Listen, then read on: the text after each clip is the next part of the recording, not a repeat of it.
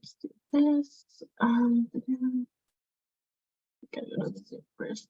I'm more one screen, so this is always fun too. You've got it, Hannah. Welcome in, everyone. Glad you're here. I think we're probably about ready to go. Lorian's the last speaker, so welcome in, welcome in.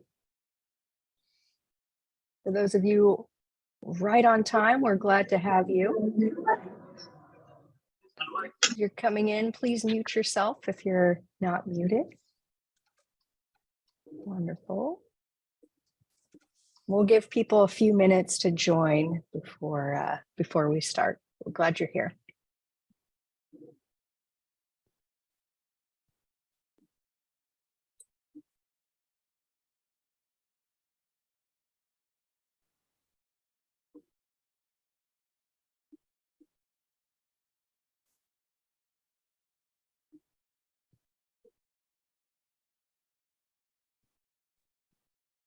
Welcome in, those of you who are here.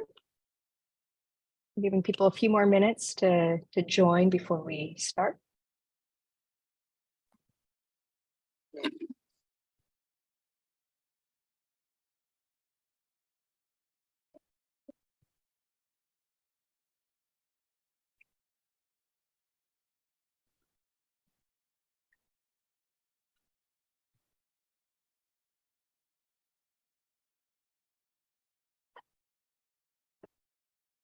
Welcome, welcome.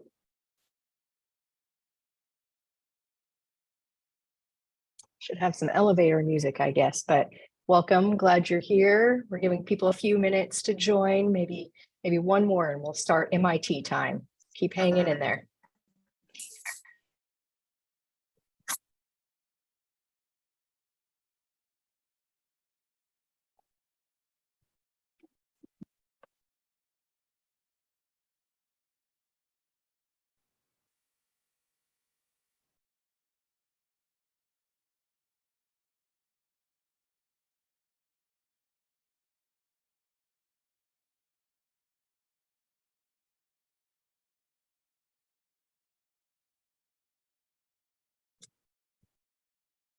Slowly. It's always the awkward few 3 minutes. Really, I should have played some music. What was I thinking?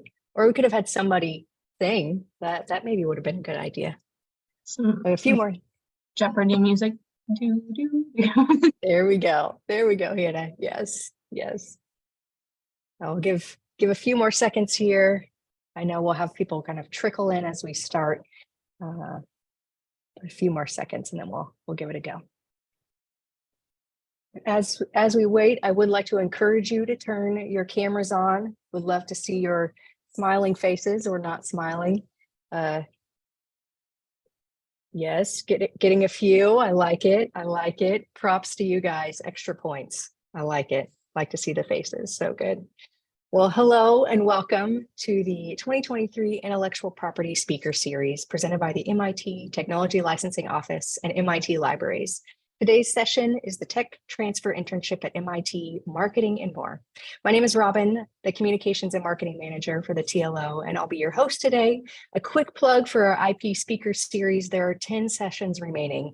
In fact, there are 3 more this week. Then on January 18th and 20th, we're offering an inaugural and free Golden Speaker Series featuring prominent MIT professors who are named inventors on patents. We encourage you to reserve a spot. The link has been dropped in the chat and will be highlighted again at the end of the session.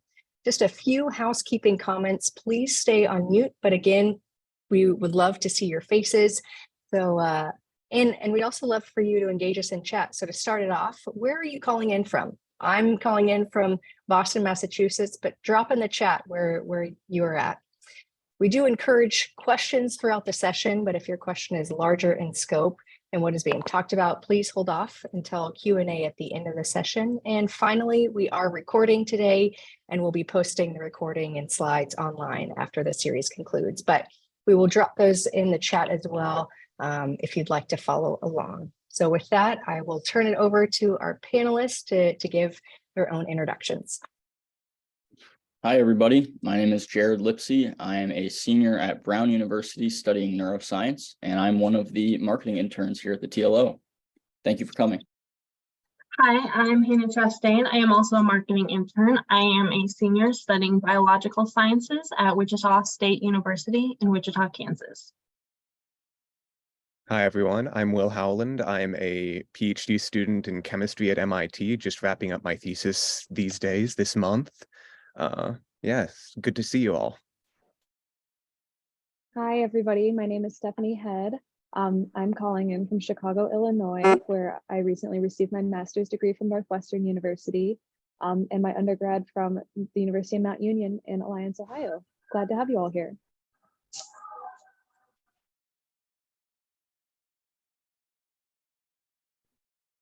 Wonderful. And Hannah, have you introduced yourself? Yes. Awesome. Awesome. I was sleeping there on the job. Oh man. All right. Next slide for me. Oh, and I should, because Hara, you are here. You want to give a small introduction? Yeah, I apologize for that. I wasn't sure if that. Yeah, I'm Hara. I'm the marketing program associate at MIT TLO, and I'm excited to be here. Wonderful. Thank you. And just like that, we went through the entire presentation. I'm sorry, I tried to go back to get Hara. So this is her information. Wonderful. Wonderful. Well, then I think we're ready for the next slide here, Hannah. And I'd love to see everybody calling in from different places. So wonderful. Glad you're all here. But Hannah, let's start us off with some information. Yes, thank you for the send off. So before we kind of get into this building some context, I want everybody on a scale of 1 to 5 kind of drop into the chat where you feel like your tech transfer knowledge is, just so we get an idea. One obviously being, little to no knowledge, being, oh, I work in this field, I deal with this stuff every day. And I wanted to apologize for if my voice is too croaky frog-like. I just got over COVID, so if you need me to clarify anything, just jump in and I will do my best.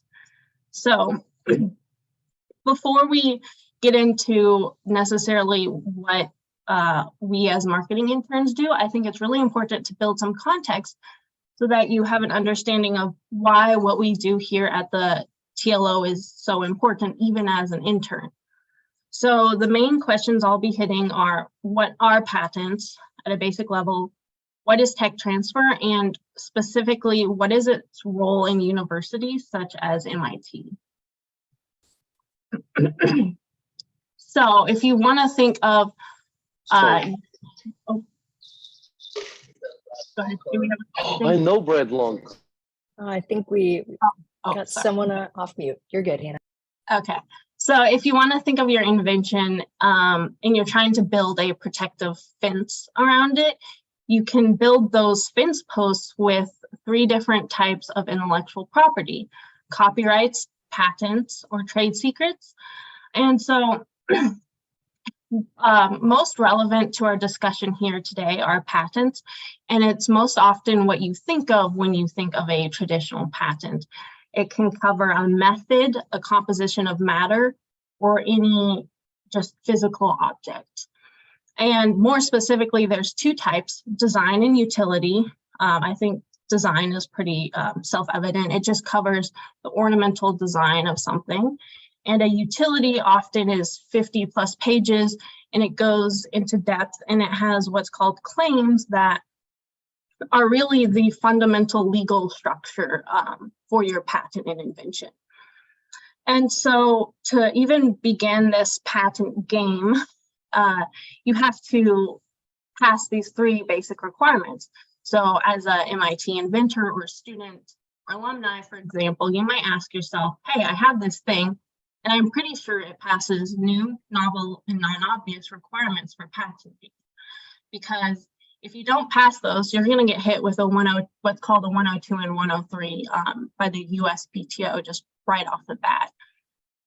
And so let's say, oh yeah, I've hit these 3 requirements, and you're like, okay, that's pretty simple, right? Well, this is why I have this meme on the slide, is because it's actually a really complex process. And even as an intern, I've been in this field for 3 years, and I'm still learning things every single day.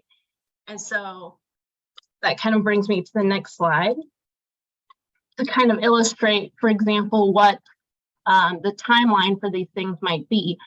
From conception all the way to your patent being granted, you might spend, some people even spend years. And most of that is on the USPTO side and kind of arguing back and forth. Hey, we found something like your invention. Can you explain to us, how you differentiate yourself? And so let's say you're a faculty and you've got your research, you've got your students you're teaching, and this is a long, complicated, and expensive process. So you might be asking yourself questions such as, how does one actually file their application? Who do I go to? And how am I going to offset this cost? And so universities such as MIT have these ways of offsetting that cost. And one of those is a tech transfer office. So we kind of we're here to help. We kind of take the bite out of the complex process, and we're here to help find inventors, get their inventions and take them to where they need to be. And if we don't have an answer, we usually know people who have an answer. And so what is technology transfer? I'm talking about this thing that you might not even have any idea about, like, okay, I have an invention, I put it through this process, which is technology transfer. At a university, when a faculty member or just a community member submits an invention disclosure to our office, it goes through this process that you'll see off to the right. So we usually evaluate, and if we deem it's got marketable value, then we protect it with intellectual property, and then we work to commercialize it and find people who might want to use it. And with MIT, goal is to use inventions for the best public benefit that they're going to be able to have. And so that includes, on our portion, that includes licensing to, give it into the hands of who's going to do the best with this. And so we handle, what was it, last year we got 7, so actually 2022, I'll just use the example here on the screen, is 696 invention disclosures. And for instance, at Wichita State, we only did, when I was working there, 22. So we have like over 60 employees to handle this large, complex process called technology transfer. And so before I hand it over to Will, who is actually going to be getting into one of the main functions of what we do as students, you might be asking yourself, well, where do interns fit into this process if it's so complex? So on that little circle diagram where you see marketing, that's where we come in. So we come into after IP protection and before licensing and actual commercialization. So we're usually working with concepts or early stage prototypes, and that's where we come in. So now I will hand it off to Will. Thanks, Hannah, for the lovely handoff. So as she said, one of the main things that we do in order to market technologies that MIT holds patents for is write tech briefs. Sort of the bread and butter of what we do as interns is writing these things and getting them edited and sent out and posted. So what are they? A tech brief is a document that aims to succinctly and accessibly explain both the nature and the value of a technology that MIT holds a patent for. So a good tech brief will grab the attention of someone at a company who might be interested in licensing the technology, whether or not they have a technical background. And the goal then is to convince the people at the company to have their technical people really dig into the patent and correspond with our technology officers and figure out whether this is something that works for them, something that they can incorporate into their business. So why are these tech briefs needed? Well, it's because simply patents are not written for the primary aim of marketing a technology. They have very specific purpose of defining a technology that's being given legal protection and enabling someone who is reasonably skilled in the art to practice the invention. So they can be quite dense and very technical, not something you just slap on someone's like computer monitor and they're like, yes, that's exactly what we need. So the tech brief fills that gap. To make a bit of an analogy, a patent is a blueprint. It's a very technical blueprint for this lovely technology house. And our job is to write real estate blurbs that convince people to buy that blueprint and build the house. To give you a more concrete idea of what tech briefs look like, we have an example here for a membraneless flow battery that was developed here at MIT. And the tech briefs all consist of these four key sections: applications, problem addressed, technology, advantages. Each of these sections addresses a couple important questions. Applications asks or answers, what is this technology for? Who should be interested? Whose ears should be pricking up? Who should be, I gotta look into this.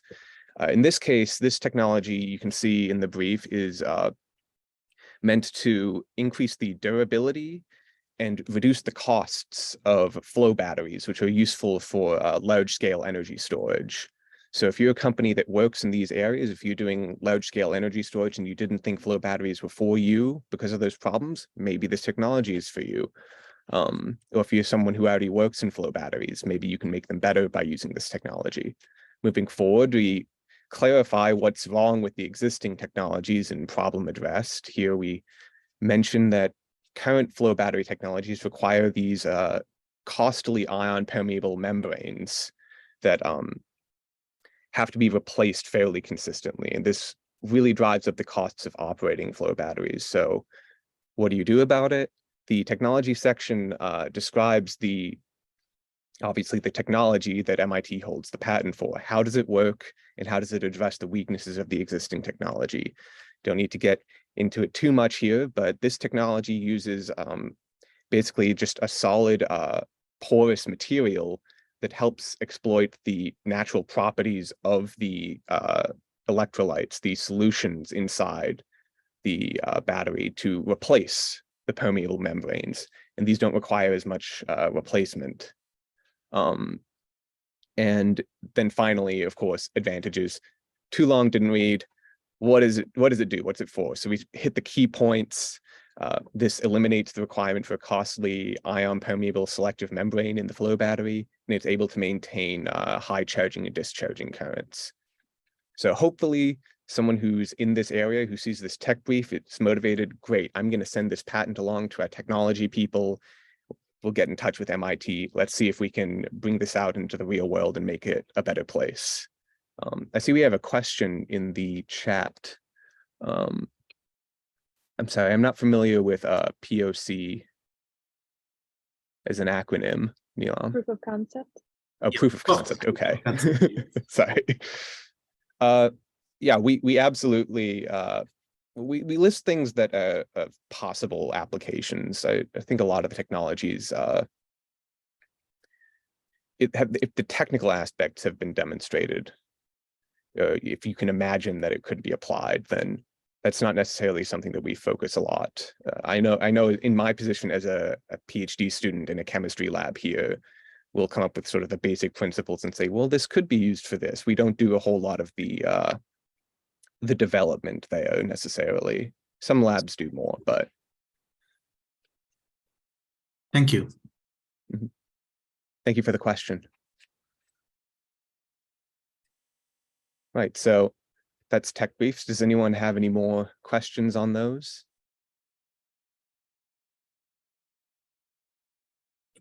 Looks like you were very comprehensive, Will. Great job. Thank you.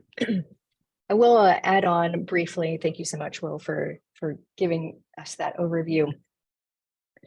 MIT's intellectual property and technology is quite early stage. And so a lot of times it might solve a problem or be an answer to a problem that barely exists. And so it's very difficult to find actual application. Not difficult to find, but it takes some real thought behind that. So appreciate your question.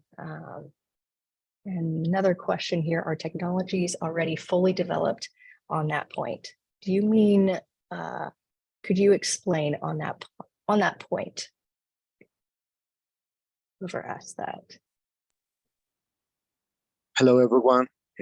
Yes, it's I know that in order to commercialize the technologies, you have to full launch it, like TLR, I guess. Technology readiness level, TRL. Yes, technology readiness level. Mm-hmm. So when you are doing the marketing stuff, are those technologies already on a 9 level? No, our technologies are on the lower end. I think most of the time they're, I believe, under 4. It might depend on the technology and the lab that it's coming out of, but very low. Thank you for your question. Thank you very much. Yeah, thank you. All right, Hannah, let's go to the next slide here. So we thought it might be a good idea for those who are perhaps interested in our internship to hear a little bit from our current interns. And so we encourage you to ask questions along the way. But our first question here is, what are your backgrounds? And so I'll open it up to the interns and we'll kind of watch the chat as we go. Sure. So as I mentioned, I study neuroscience. So I definitely have a science background. I've always been interested in learning about life science in particular, but I've never really been much of a do the research yourself type of person. Though I'm interested in how a technology can get from an idea in a lab to something that can actually help people. So I was drawn to tech transfer as a way to get involved in that process without actually doing the dirty work myself.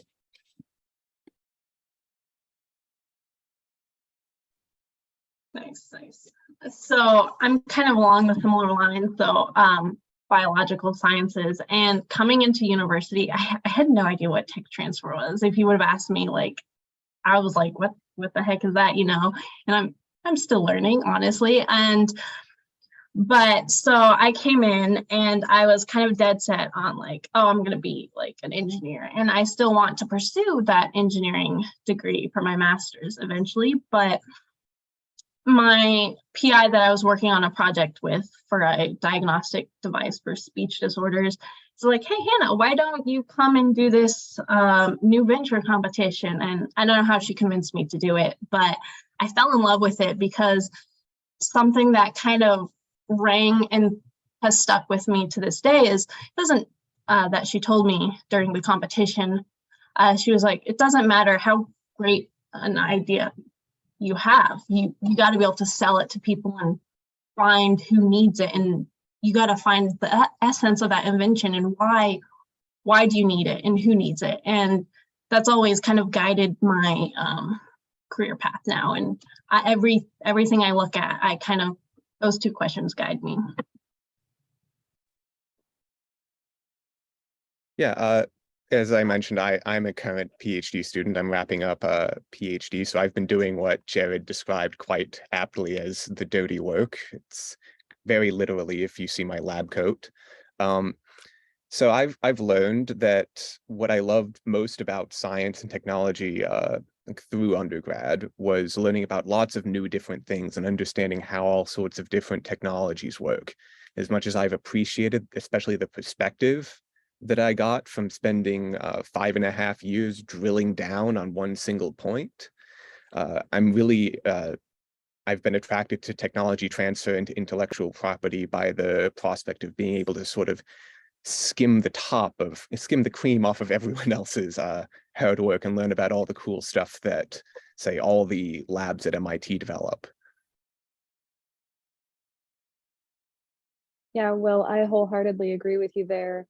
I didn't really know about tech transfer until fairly recently, within the past couple of years, and after having completed research in undergrad and in my master's degree, I found that what I was most interested in were the most groundbreaking and novel technologies that were emerging in the field. So I actually had a mentor who guided me toward IP and patent law.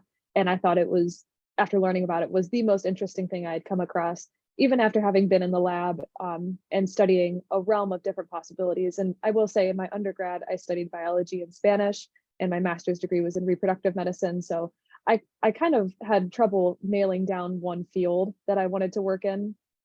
And IP and patent law and tech transfer really allow you to kind of dip your toes into any field that you want. We come across technologies that are any sort of engineering that you can think of, biotechnology, life sciences, physical sciences, and anything in the scientific realm. It's fascinating just being able to kind of dip your toes, like Will said, into a little bit of everything.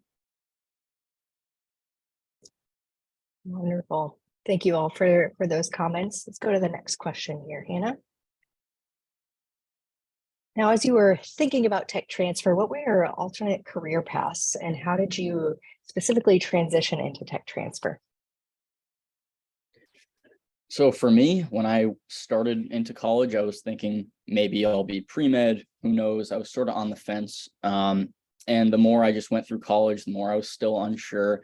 But I wound up speaking to a former mentor of mine who said his wife works in tech transfer, spoke to her. And I must admit, before that conversation, I had zero idea what the name tech transfer even meant. But after that, I thought this was something really interesting, really fit with what I was more interested in. Some of my caution towards going into medicine, it seemed like the best of both worlds for me right now. And I'm still unsure what I'm going to do in the long term. And I like to think that's okay, still in college. So, but yeah, I do really think that tech transfer is a good starting point, and I hope that it'll be able to leave a lot of doors open career-wise. Yeah, I kind of echo that sentiment in that I had a hard time picking my major because I was always fascinated in learning, kind of this jack of all trades, a little bit about everything. And that's why I kind of picked biology as like a foundational background. And so when I was doing that diagnostic development device, I loved it, but I felt like it was an incomplete picture. And when I went through that competition, I mean, it was honestly brutal.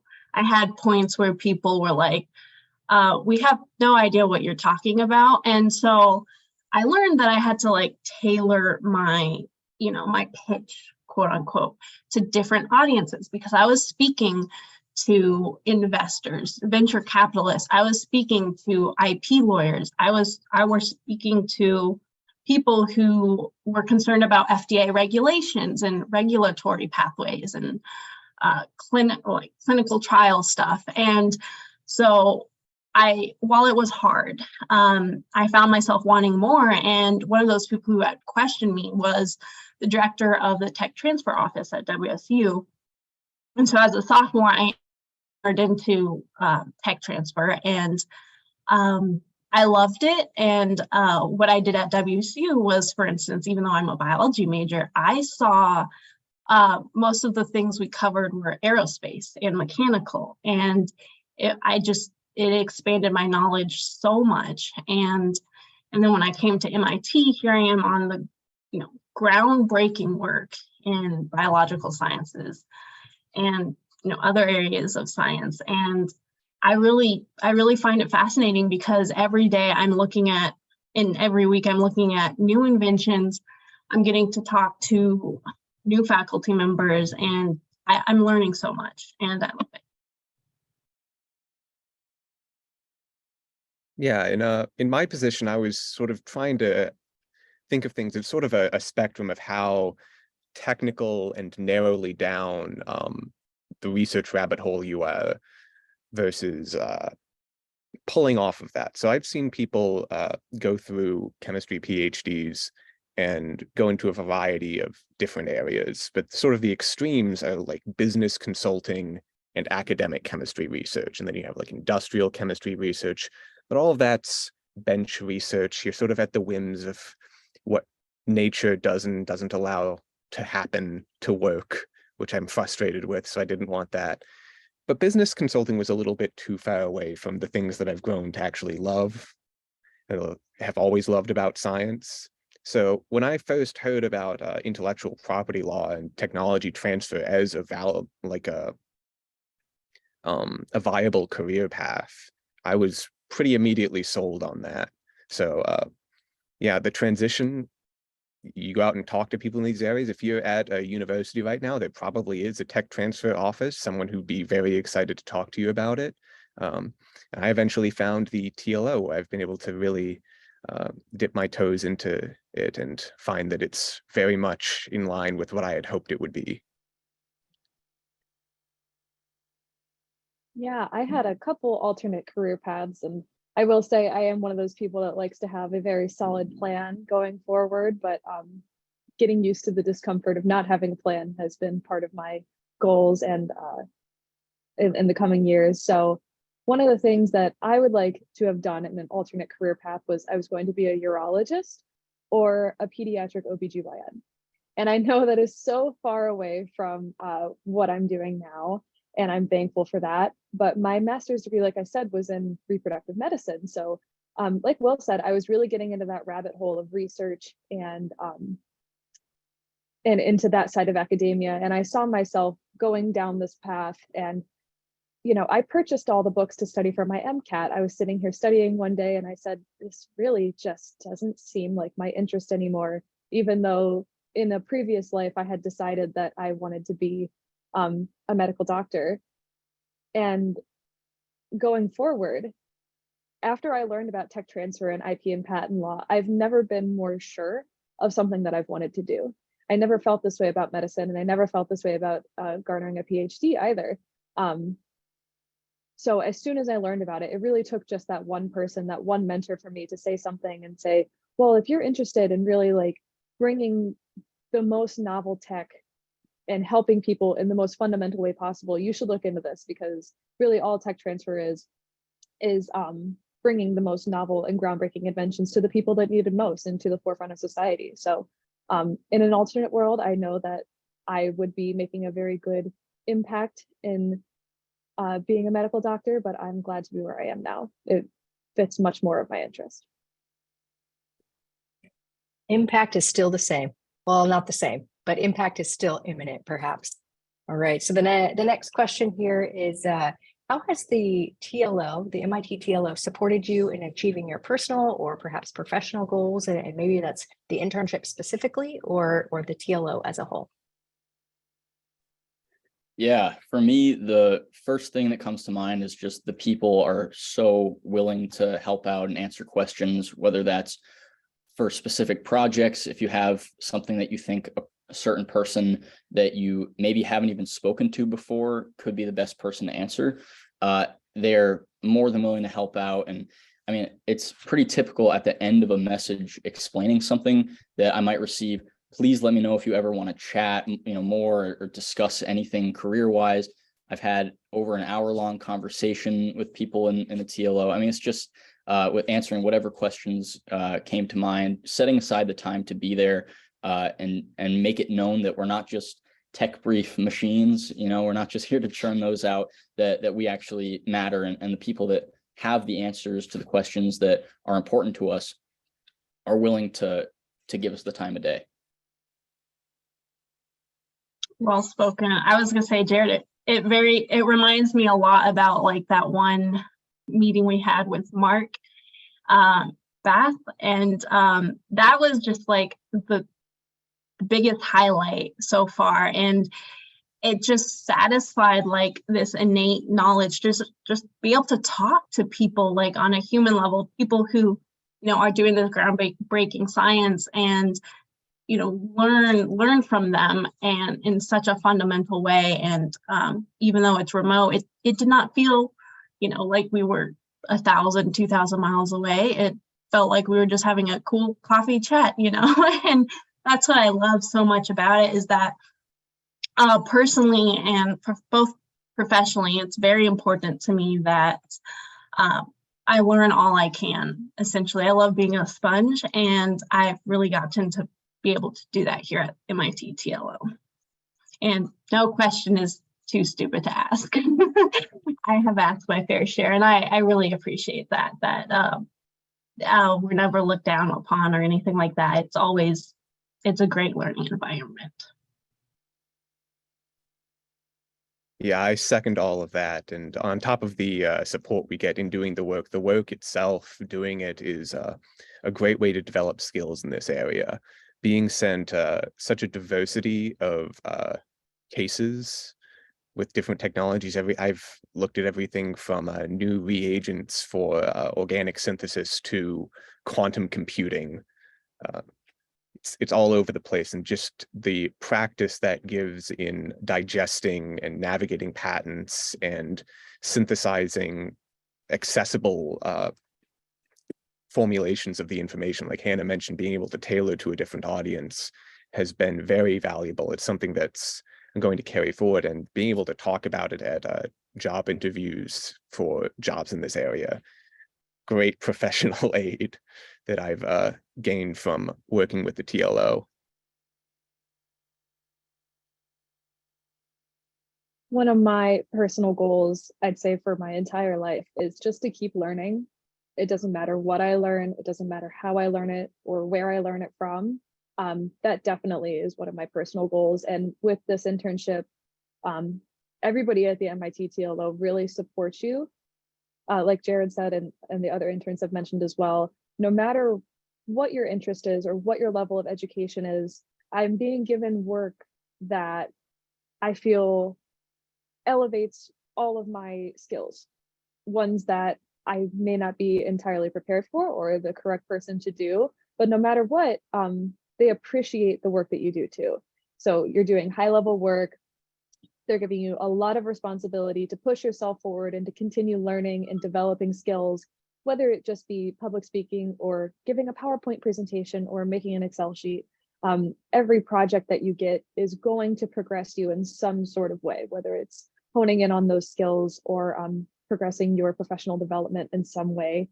And also, like Hannah mentioned and Jared mentioned, anybody that you want to talk to, you will have that connection. Everybody in the office is so willing to give you that connection to an outside source, whether it be another tech transfer office or a lawyer or a law firm or whatever you may want as your next step in your professional development.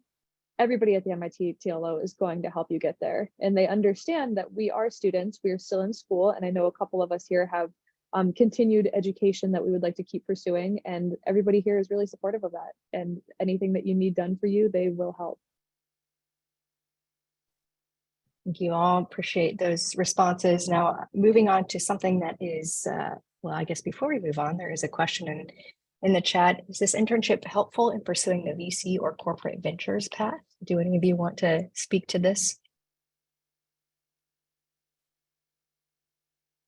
Yeah, I guess I can jump in here. As I mentioned before, I am still really not sure what I want to do, but I think that this is a great jumping off point. And in particular, the TLO works with a lot of different people, a lot of different groups and companies. And I actually had the privilege of speaking to someone from a VC and just getting a little more background information only because I was exposed to that, that network from the TLO. So, I mean, it's something that obviously I don't work in VC. I don't know if I'm going to, but it's good to know that that's an option. And the TLO has provided a network, and people, as we all said, are just willing to help out. And if that means learning more about VC or other opportunities to go from here, that's absolutely something that's available to you. Thank you, Jared. Hopefully that answered your question there in the chat. But moving on now, wonderful, to our next more logistical question. So this internship is remote, as you've mentioned, but how do you stay connected? So it really doesn't feel like, as Hannah said, like I actually am not too far away physically because I actually live in Massachusetts, go to school in Rhode Island, but I can understand that if you're doing work remotely, it can definitely feel, and it has in the past for me, like you're kind of isolated. You're not really part of the core office, but we have a lot of opportunities to stay connected, whether that be sitting in on the all staff meetings, case meetings to learn about the new technologies that are coming into the licensing officers, and being in the room as part of a big virtual screen. I mean, I think it's you really don't feel isolated. And as far as interns ourselves go, we have a weekly meeting where we do check-ins and icebreakers. You may see a little about that going forward in this session. But we also have a monthly social where we play games online, which is a lot of fun, despite the fact that I am terrible at a lot of them. But still, it's a great way to blow off a little steam. Usually it's on Friday, so just get to go into the weekend on a high note. Yeah, Jared covered it pretty well. I am going to add on that we have a Slack. We use that for more like informal things. We even have like, I think there's like a channel where we have like everybody's like pets on it, where we just talk about our pets. So, but yeah, we email, Slack, and then even, so I work really odd hours being a student, so sometimes I think it was like really late at night, way later than any of you guys should have responded, but I think you did. So it just goes to show, well, there's not the expectation, hey, you have to like be glued to your email and respond every single time when you're not working. If you need an answer, and you're gonna, more often than not, someone's going to get back to you. And I really appreciate that. For instance, Stephanie and I, I don't know, 3 weeks ago now, that time has kind of, around the holidays, always warps, but our Zooms weren't working. So I was like, okay, here's just my phone number, and we're FaceTimed. So we're very close, and I appreciate that a lot. Yeah, just to add small points, the Slack is also great. We'll like post like what we did over the weekend, what are we reading, all that very casual conversation to just keep the ties up. And I guess a key point is that the internship is very well sized for keeping touch over Zoom. Like, what are we 7 people total in the meetings? I can't count while talking. The number part of my brain is out of the picture. But like, just as like a contrast, I've been in meetings with like 20-30 people when groups had to go remote over the pandemic, and you really lose connection there when it's no longer feasible to have gallery view. But you get like 6 or 7 people into a Zoom room regularly, it's about the same as meeting regularly in person. It really does feel like a genuine connection.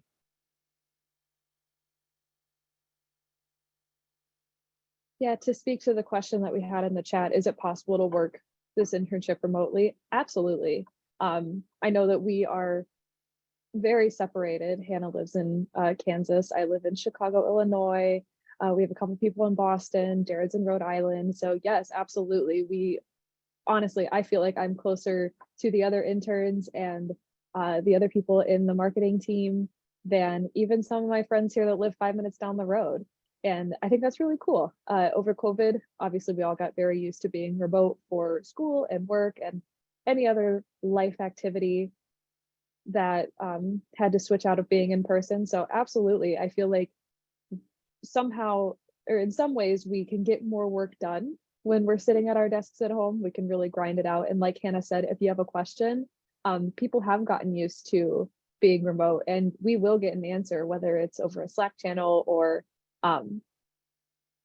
FaceTiming, or just if I need a meeting with Robyn very quickly, I can throw a meeting on her calendar, and without question, she'll join and answer my questions.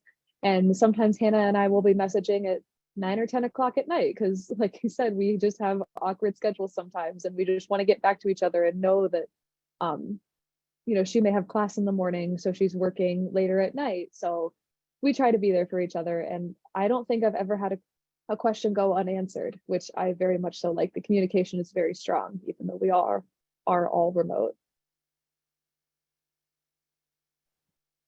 Wonderful. Well, we do love to stay connected, perhaps too much sometimes. Who needs sleep, right? So our next question is an example and a question of something that we do in all of our weekly meetings. We have an icebreaker just to kind of keep that connection going. And so I'm going to have our interns or our panelists answer this, but we would love to know your answer as well. What is your favorite de-stress activities? Perhaps we could use your favorite one in our own personal lives, but please drop in the chat what your favorite de-stress activity is, and panelists would love to hear your response. Absolutely. Looking forward to seeing what everyone else says, because mine is kind of bland. But it's true for me. It really works. Watching TV it's not all that exciting, but I think after a long day of working or class or whatever, to have a little buffer time where it's not just, okay, work, and then all of a sudden sleep, to be able to have a nice transition. Ooh, that's pretty good for me. So I'm going to be the complete opposite here. So I'm a pretty quiet person, but I used to do mixed martial arts. And so my favorite de-stress activity is like, just give me a punching bag and some like weird rap cardio music, like just high intensity. That usually does it, because since I am remote and a lot of my classes are still remote, I'm just kind of sitting all day, and I like to contrast that.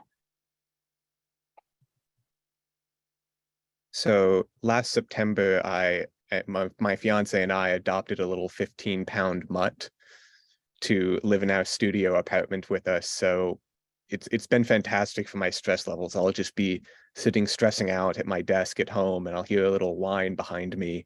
And I'll just chase him back and forth for a little bit, just point A to point B and back again in this little apartment. And that it's hard to be stressed when you're chasing a small dog with his little stuffed elephant. Yeah, my favorite de-stress activity is cooking or baking. I like taking on a very complex project. So for example, yesterday I made focaccia bread, like very complex. It took all day.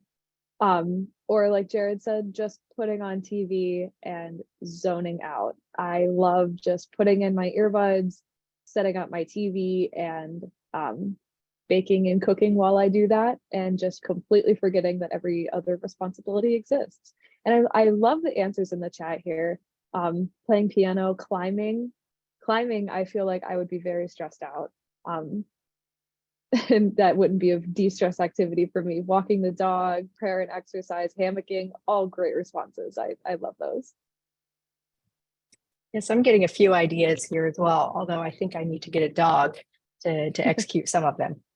All right, so we have a couple great questions in the chat. We're going to answer those after this final question from the panelists.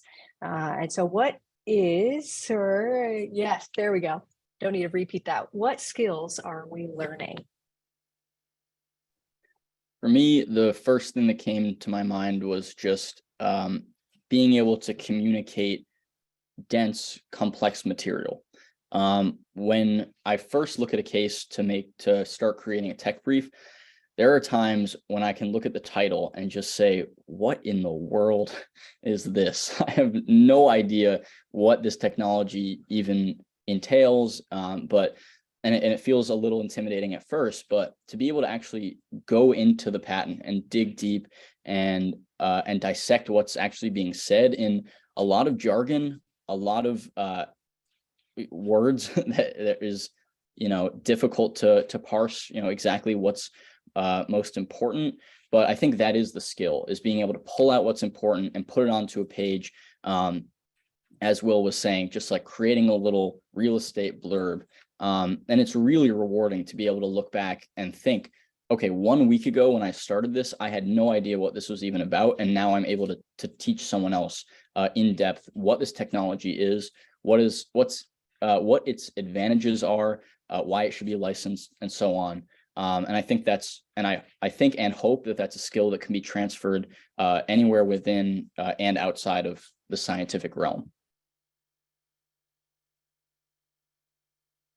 Yeah, I'm definitely going to echo that, where there's been cases where I'm like, what is this?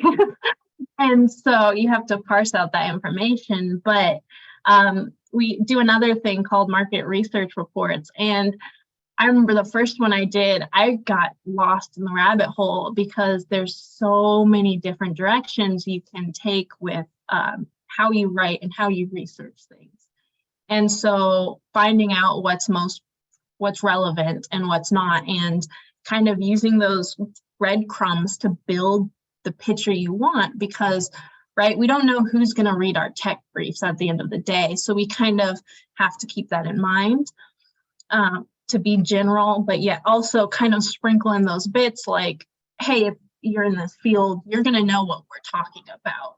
And it's going to make you want to inquire further about our patents in our portfolios.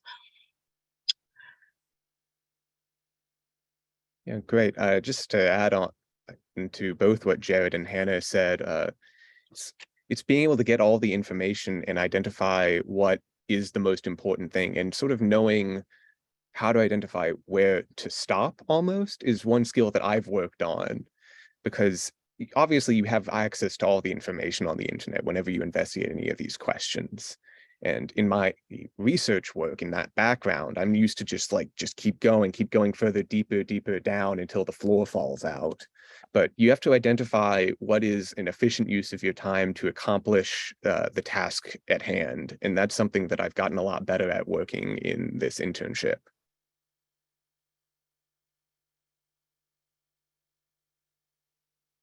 Yeah, I think any communication and any skill that you can think of when it comes to professional communication is going to be touched on in this internship. And I would like to touch on the last question here very quickly in the chat. It says, do interns get exposed to other aspects of technology transfer beyond marketing? Yes, I can actually give a quick example here that pertains to the question on the screen as well. I was approached by some of our technology licensing associates and an officer asking me to look at a portfolio of patents. And this inventor specifically had been coming out with patent after patent after patent, and they were all somewhat similar. And my job really was to dissect each of these patents and figure out which, or kind of what they were talking about, what points they were hitting on, and how this inventor could really move forward with bringing their technology to market.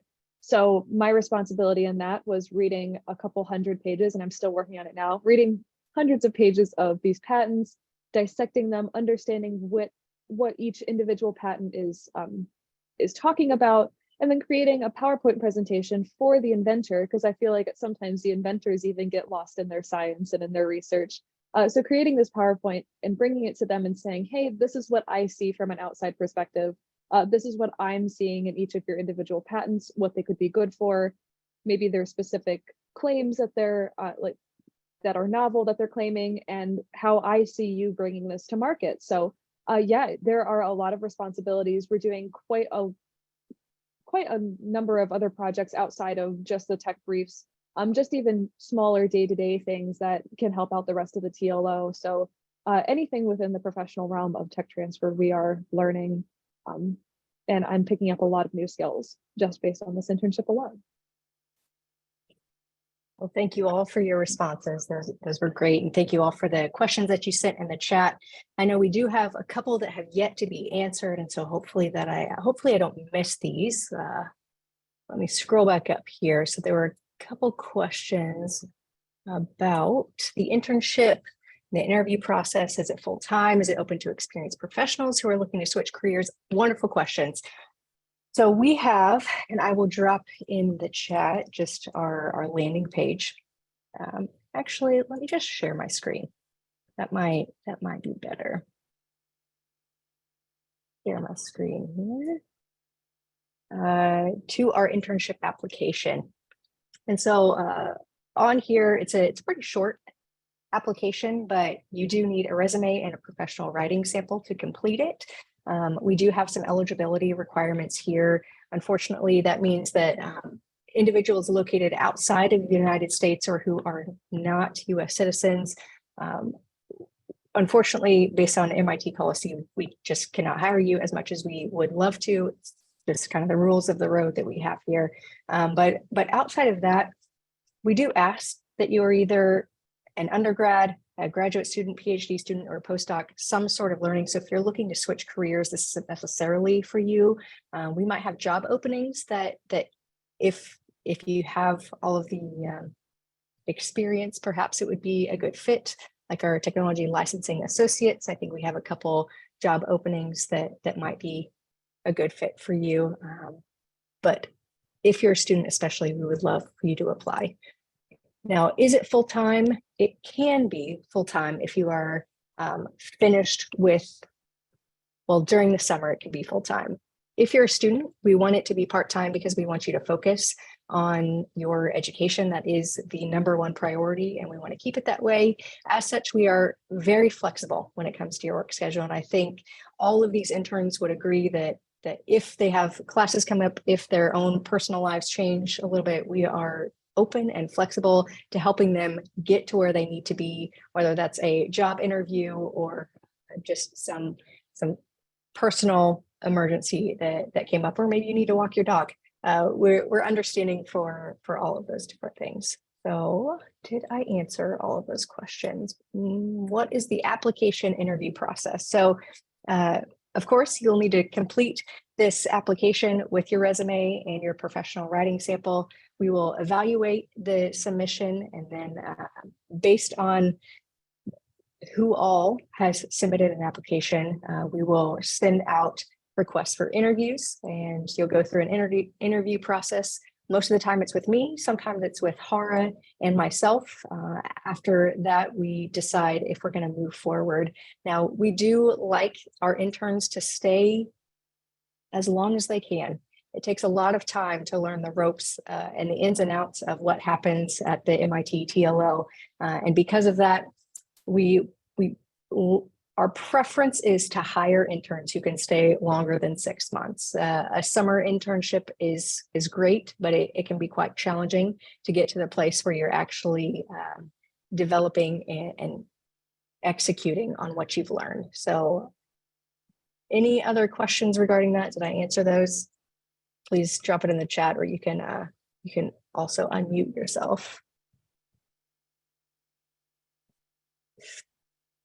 All right, Jesse, I see this question here. Permanent residents are eligible. Yes, but MIT, or at least our TLO policy, is you have to be in the United States for working. There are some exceptions kind of down the road if you need to take like a month leave out of the country, but you have to be in the United States for most of the employment period. And what does the professional writing sample entail? So most of the time we receive writing samples that are scientific in nature. I like to encourage people to submit a writing sample that shows you can take complex information and distill it down to something maybe your grandma can understand.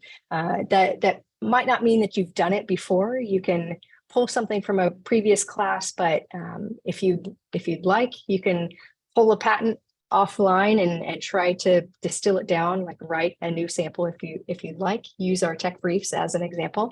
We will accept any and all of it, but we are really looking for a couple things here. Number one, that you have a grasp of the English language, and number two, that you can take complex scientific information and distill it down. Thank you for the question. All right. Did I miss any others here? I guess I'll just kind of end with this. Perhaps also we have another couple slides here, but if you would like to message me about any follow-up questions about the internship or other questions, my email is rbunch@mit.edu. I'm happy to just communicate with anyone about it. It's also on our website. Thank you, Hara, for dropping that in there. And feel free to shoot me an email for any questions that you have. Yes, and I was going to hop in that feel free to contact any one of us interns too. Our contact info should be on the MIT TLO page.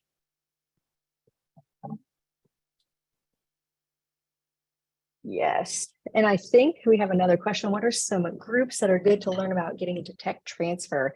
You guys might have more information. Hannah, I know you probably have a couple, but Autumn, AUTM is probably the premier one that you should look into following.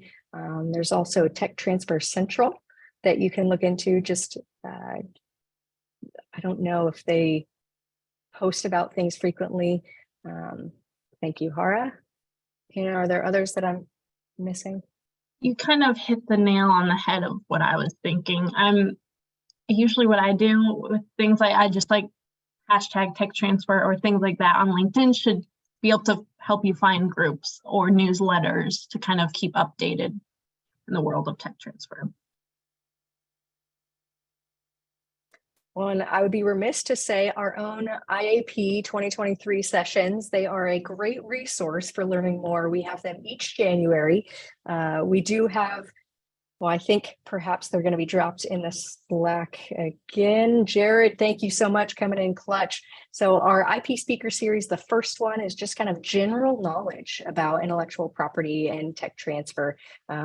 You will want to join those to just understand, but we have our golden speaker series, which is a little bit different.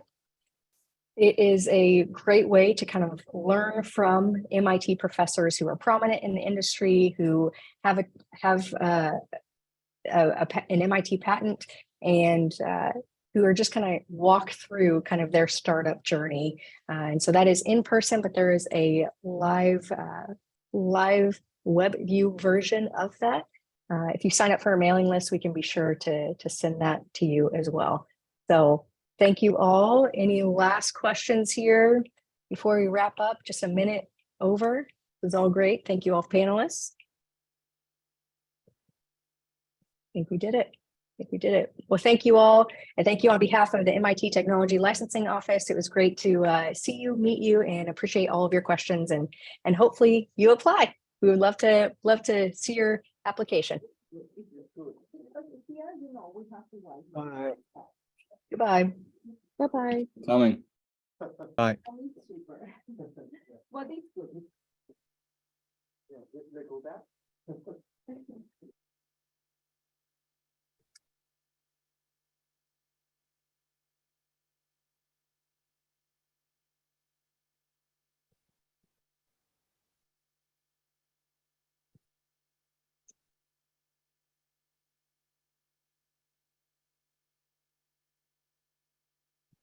It's a very exponential decay process here. What's the half-life of people in the Zoom room after the presentation ends? That's funny. And we also lost Hannah. Gone. Just gone. I can remove the people that are here.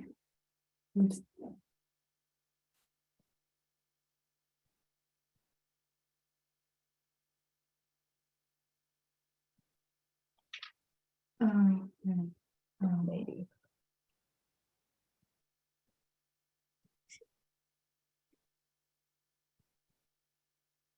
All right.